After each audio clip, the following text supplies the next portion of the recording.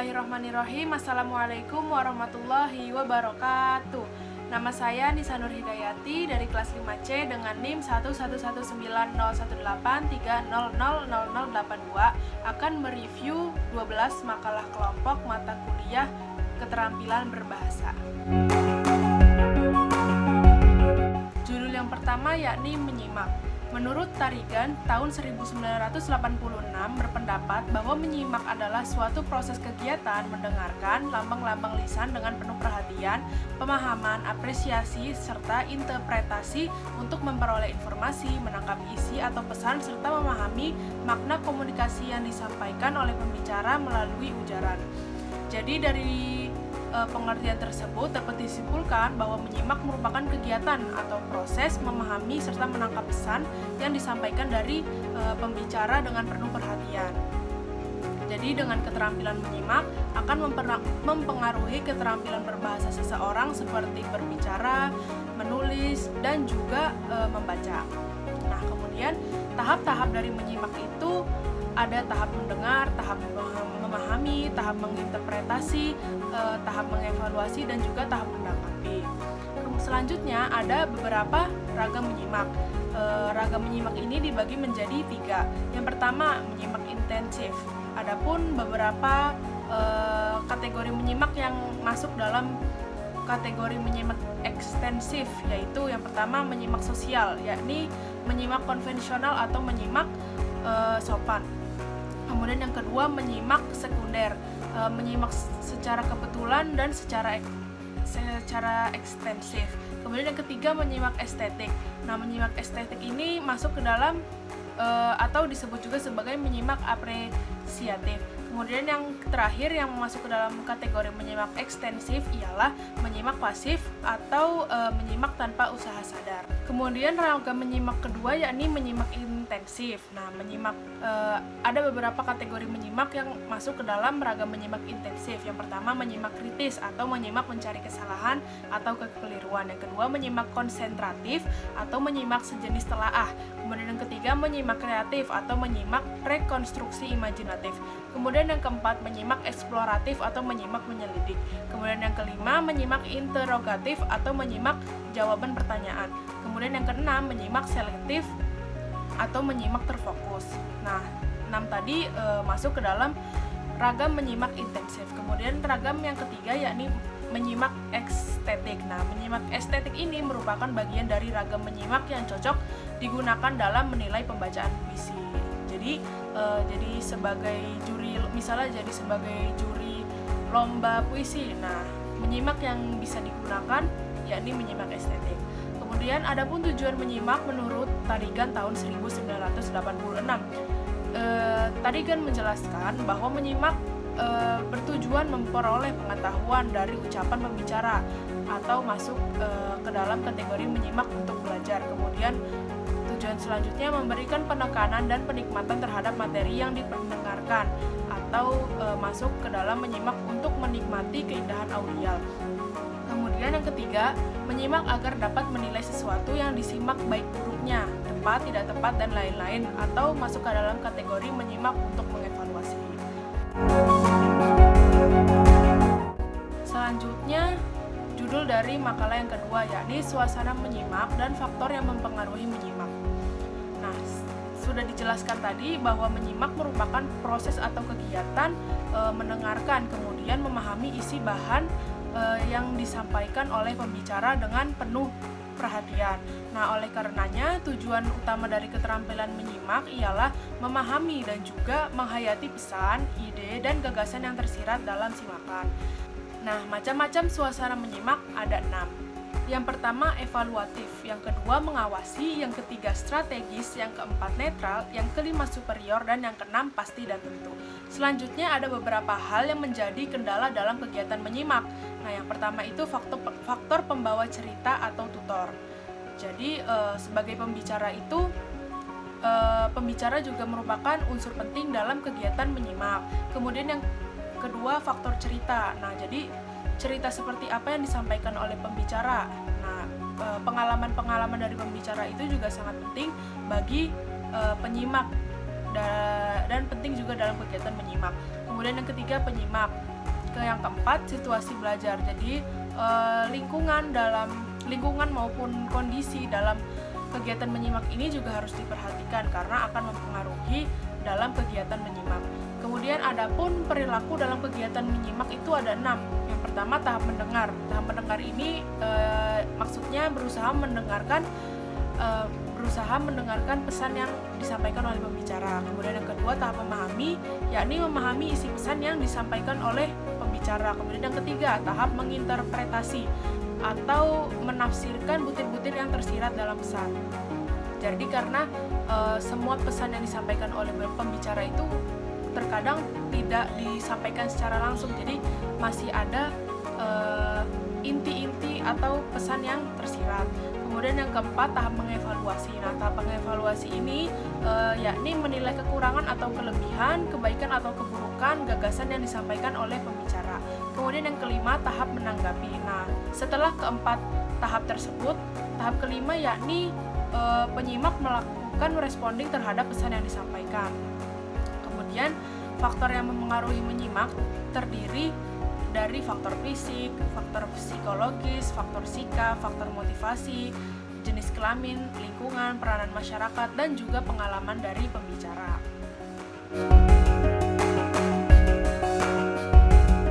Judul makalah yang ketiga yakni situasi pelibat penyimak, meningkatkan daya menyimak, memilih bahan menyimak yang menarik perhatian.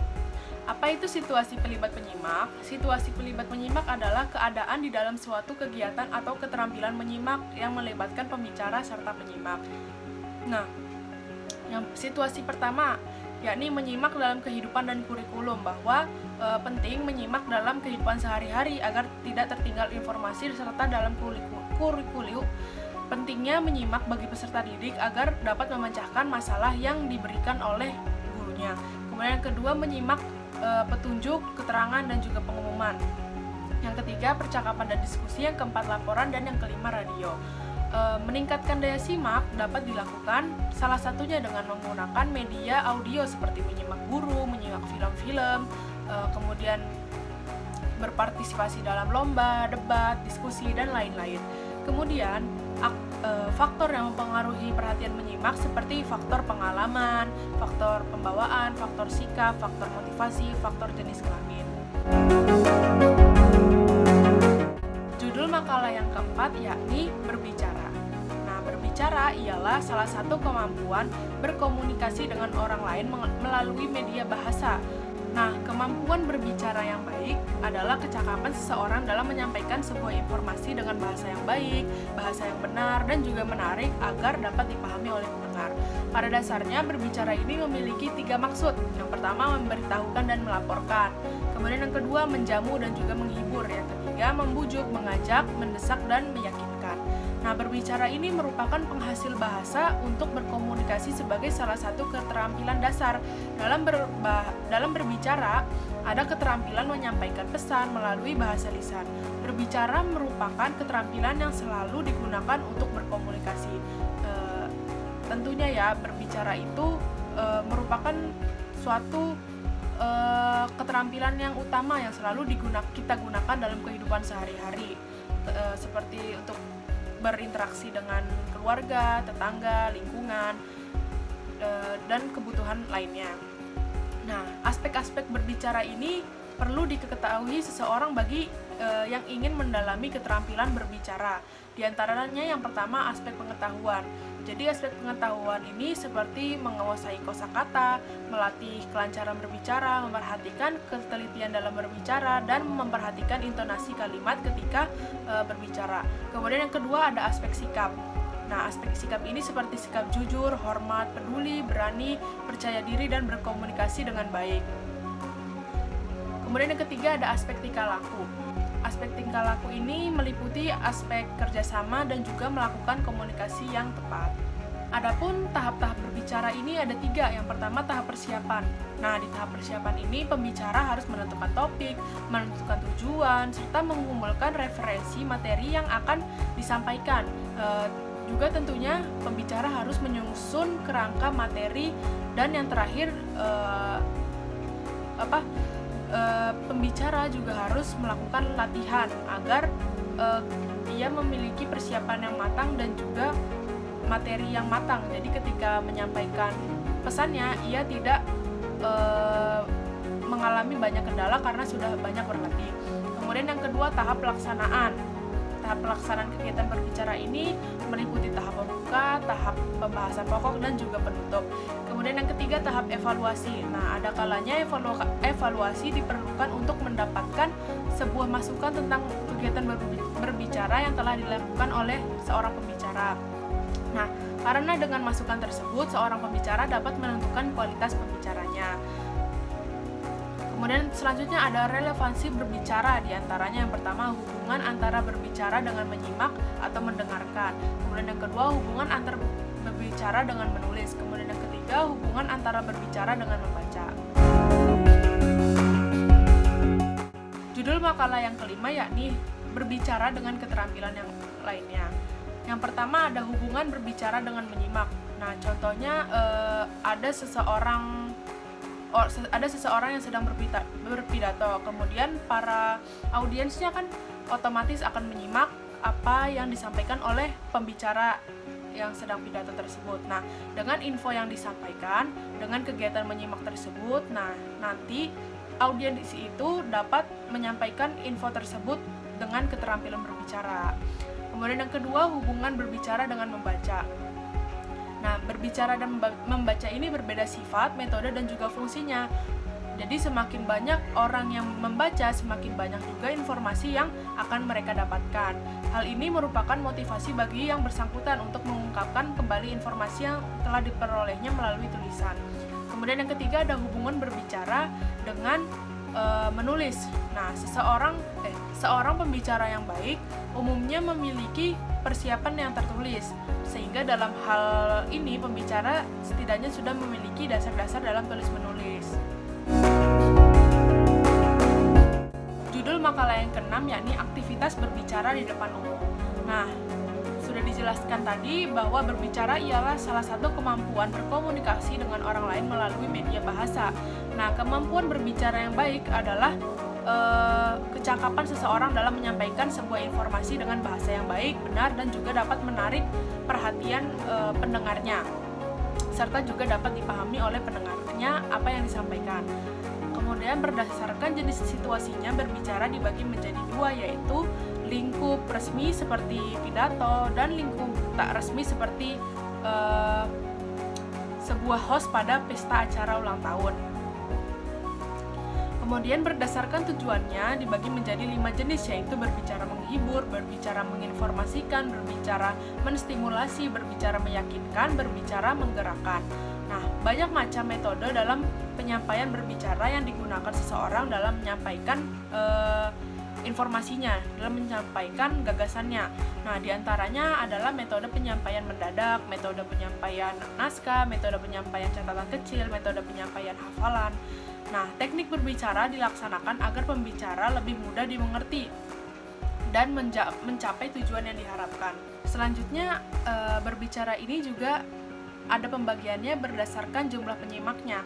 Nah, berbicara dapat dibagi menjadi 3 jenis berbicara, antar pribadi, berbicara dalam kelompok kecil, dan berbicara dalam kelompok besar.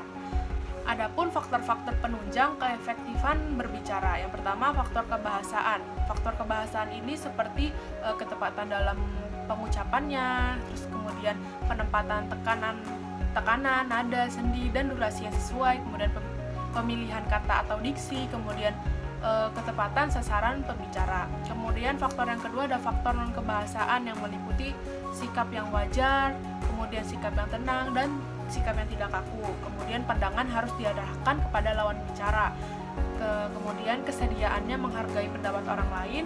Dan yang keempat, gerakan dan juga mimik ketika menyampaikan gagasannya. Kemudian yang kelima, ada kenyaringan suara juga sangat menentukan dalam faktor penunjang keefektifan berbicara. Kemudian yang keenam, ada kelancaran dalam menyampaikan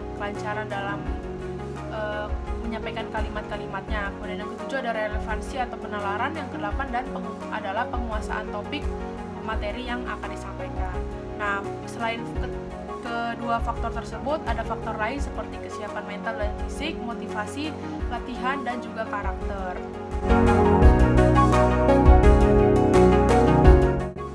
makalah yang ketujuh ialah langkah-langkah dalam berbicara dan keterampilan berbicara. Nah, ketika ingin terampil dalam berbicara, tema atau topik pembahasan merupakan persiapan yang harus dikuasai sehingga yang akan dibicarakan akan lebih terarah. Nah, dalam memilih tema ini, pembicara harus menyesuaikan dengan kegiatan dan juga agar mudah diterima oleh pendengar. Jadi contohnya misalnya pembicara ini akan mengisi acara kegiatan Maulid Nabi. Jadi topik atau tema yang harus dipilih yakni tema yang sesuai dengan Maulid Nabi. Karena itu juga sesuai dengan kegiatan dan juga agar mudah diterima oleh pendengarnya. Kemudian dalam berbicara, setelah menentukan tema, maka harus ada isi dari tema tersebut. Maka persiapkan isi materi yang akan disampaikan sesuai dengan tema yang telah disiapkan. Materi merupakan hal yang sangat penting karena merupakan inti dari materi itu sendiri. Jadi setelah menentukan tema atau topik, selanjutnya pembicara harus mencari materinya, isi dari topik tersebut, isi. Nah, jadi isi itu kan merupakan inti dari sebuah pembicaraan. Nah, setelah menentukan tema dan materi, maka dibutuhkan langkah selanjutnya yaitu draft. Nah, draft ini ialah pola atau acuan untuk menyusun, mengembangkan suatu gagasan. Keterampilan berbicara pada hakikatnya merupakan keterampilan mengucapkan bunyi-bunyi artikulasi atau mengucapkan kata-kata untuk menceritakan, mengekspresikan, menyatakan, menyampaikan pikiran, gagasan, dan juga perasaan kepada orang lain dengan kepercayaan diri. Nah, selanjutnya ada retorika. Nah, retorika ini ialah upaya-upaya yang dilakukan pembicara atau pada bahasa lisan dan penulis pada bahasa tulisan dalam memilih bentuk ungkapan yang dianggap paling efektif untuk menarik perhatian pendengar atau pembaca. Nah, hakikat retorika adalah kemampuan berkomunikasi secara efektif dengan menggunakan bahasa sebagai alatnya.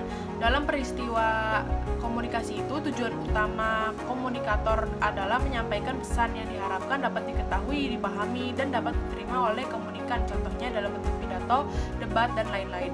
Jadi, penting bagi seorang pembicara atau penulis untuk mengetahui retorika. Nah, retorika ini digunakan pembicara atau penulis untuk memilih atau memilih juga menentukan kalimat seperti apa yang cocok dalam pembicaraan serta penulisannya. Kemudian yang terakhir ada aksentuasi.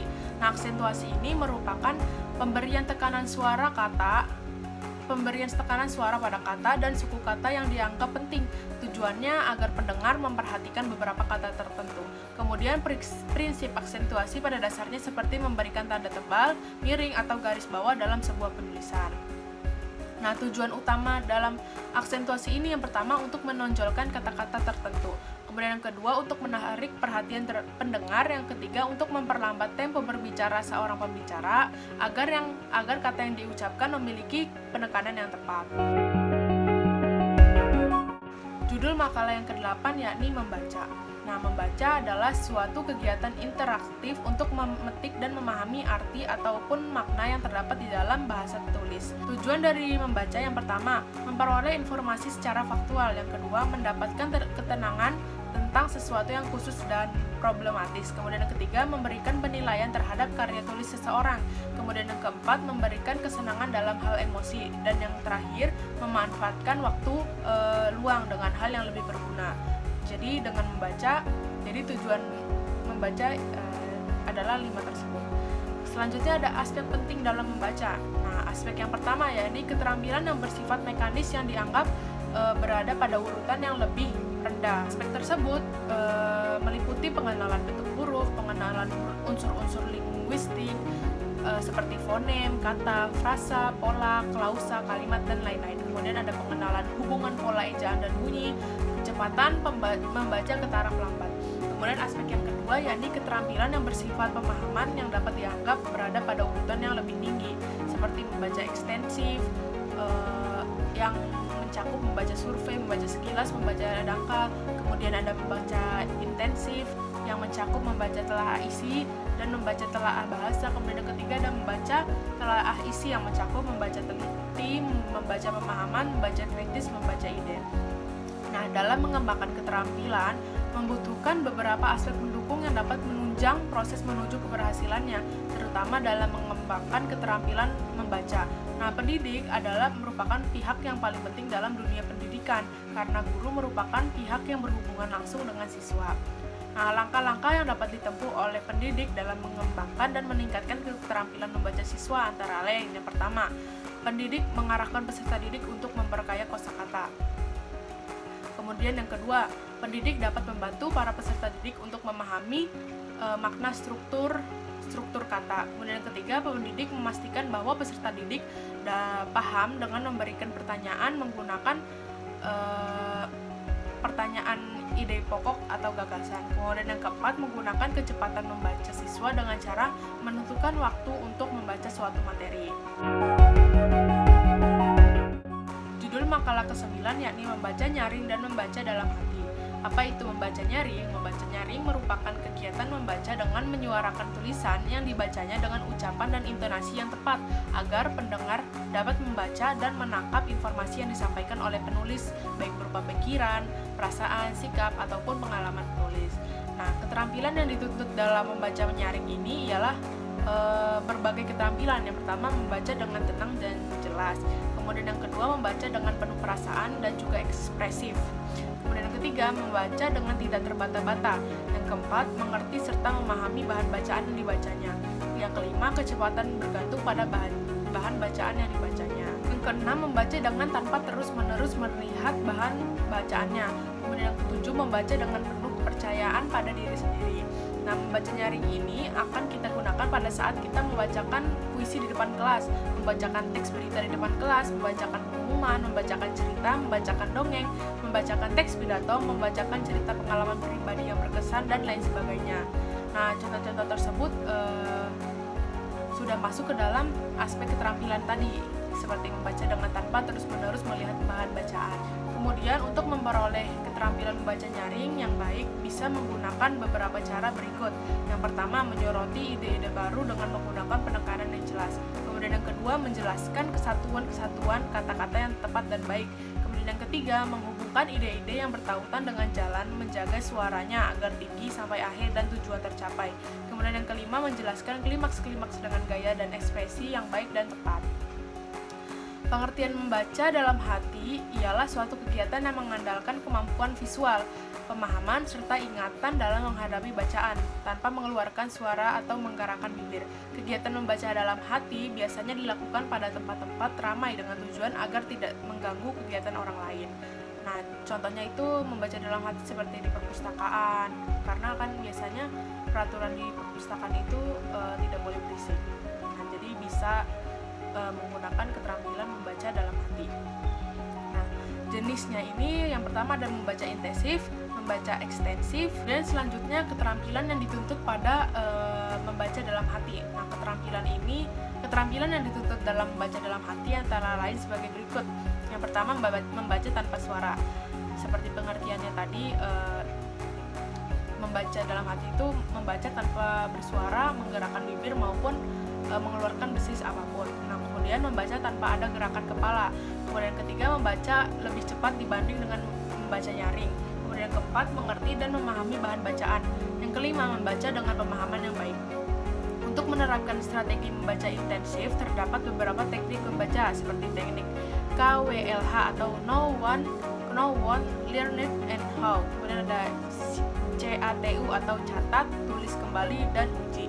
Kemudian ada sutar baku atau survei, tanya, baca, katakana, dan ulang. Judul makalah ke-10 yakni membaca intensif atau membaca telaah isi dan bahasa. Membaca telaah isi atau content study reading adalah aktivitas membaca dengan menelaah isi dari sebuah bacaan. Nah, tujuannya ialah agar si pembaca dapat memahami isi bacaan secara mendalam. Ada ketelitian, pemahaman, berpikir kritis, serta keterampilan untuk memperoleh ide-ide yang tersirat pada bacaan. Membaca teliti, membaca pemahaman, membaca kritis, membaca ide. Membaca telah bahasa menurut pandangan Tarigan, yakni suatu kegiatan membaca yang lebih menitik beratkan kepada keselarasan antara sebuah isi dan bahasa yang ada dalam setiap bacaan tersebut, yang mana dapat diibaratkan bahwa isi dari setiap bacaan yaitu bersifat rohani, artinya bacaan tersebut dilihat sebagaimana kandungan pemahamannya. Judul makalah ke-11 yakni menulis. Menurut Dalman, menulis merupakan suatu kegiatan berkomunikasi dalam bentuk penyampaian pesan atau informasi secara tertulis kepada pihak lain dengan menggunakan bahasa tulis sebagai alat atau medianya. Nah, dapat disimpulkan bahwa menulis merupakan komunikasi tidak langsung, yaitu kegiatan menyampaikan pesan atau informasi dengan bahasa tulis, bahasa tulis sebagai medianya yang berupa pemindahan pikiran atau perasaan dengan memanfaatkan grafologi, struktur bahasa, dan kosakata dengan menggunakan lambang-lambang bahasa yang dapat dipahami oleh orang lain. Keterampilan menulis ini lebih sulit dibandingkan keterampilan lain. Mengapa? Karena dalam penguasaan keterampilannya harus menguasai kosakata dan kalimat yang padu dan utuh, sehingga tulisan dapat dipahami dengan jelas oleh pembacanya. Jadi keterampilan menulis ini tidak bisa sembarang dilakukan oleh orang lain. Maksudnya keterampilan menulis ini untuk mendalaminya lebih sulit dibandingkan keterampilan berbicara maupun keterampilan menyimak, karena dalam menulis ini perlunya pemahaman dalam menggunakan kosakata yang sesuai, kosakata yang padu dan juga utuh, sehingga tulisannya dapat dipahami dan dimengerti oleh pembacanya. Nah, ada pun fungsi dari menulis. Yang pertama, fungsi penataan. Maksudnya, menulis memiliki fungsi penataan terhadap gagasan, pikiran, pendapat, dan imajinasi seseorang. Jadi dengan menulis, gagasan maupun pikiran yang telah dituangkan ke dalam tulisan itu bisa tertata dengan rapi karena sudah menguasai keterampilan dalam kosakatanya. Kemudian yang kedua, fungsi pengawetan. Nah, fungsi pengawetan ini jadi tulisan itu ditulis dalam sebuah dokumen, kemudian dokumen tersebut dapat disimpan dan dapat dilihat di waktu yang lain. Kemudian yang ketiga ada fungsi penciptaan. Nah, gagasan yang ditulis dapat menjadi suatu peristiwa nyata maupun fiktif sehingga dapat dikatakan sebagai karangan sastra. Kemudian yang keempat, fungsi menyampaikan pesan melalui apa yang ditulis.